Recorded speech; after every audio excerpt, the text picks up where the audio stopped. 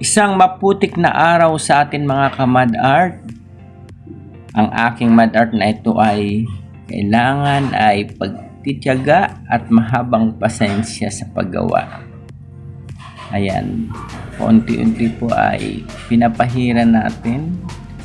Yan, smooth lang tayo. Hindi natin kailangan madaliin. Yan, magaan lang yung ating brush dito ha. Yan, unti-unti lang. Yan, medyo alalay lang. Habang hinahalo ko ng maigi ang putik para mas lalong pinong-pino. Kaya kailangan natin ay tubig para hindi masyadong malapot ang ating texture. Ayan po. At ang ginagawa ko po nito ay dinadark ko muna ng paunti-unti yung mga parts na yan. Kasi pagka tinuloy-tuloy natin, nawawash po yung putik na ginagamit natin. So kailangan dito paunti-unti. Yan. Sa ibang parts po ang ginagawa ko dahil kailangan mo nang matuyo, hindi dapat agad mabalikan yung parts na ginawan ko na. So yan, paunti-unti lang po siya.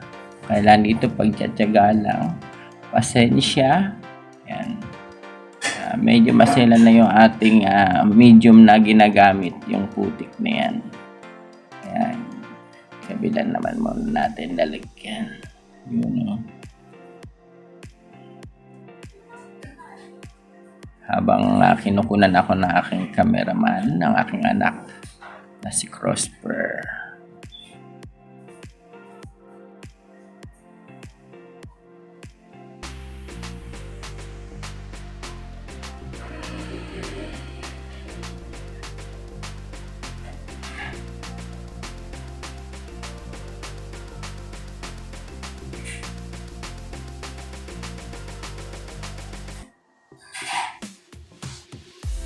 Kanina napatuyo ko na siya.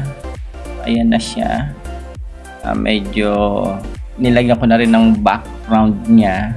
Yan, style na lang po yung mga lines na yan. Pang additional na po yan dun sa art natin. So ang lumalabas na kulay parang sepia po yung ating art kasi parang one color lang nakikita kasi ito ay matte putik ang ating ginamit.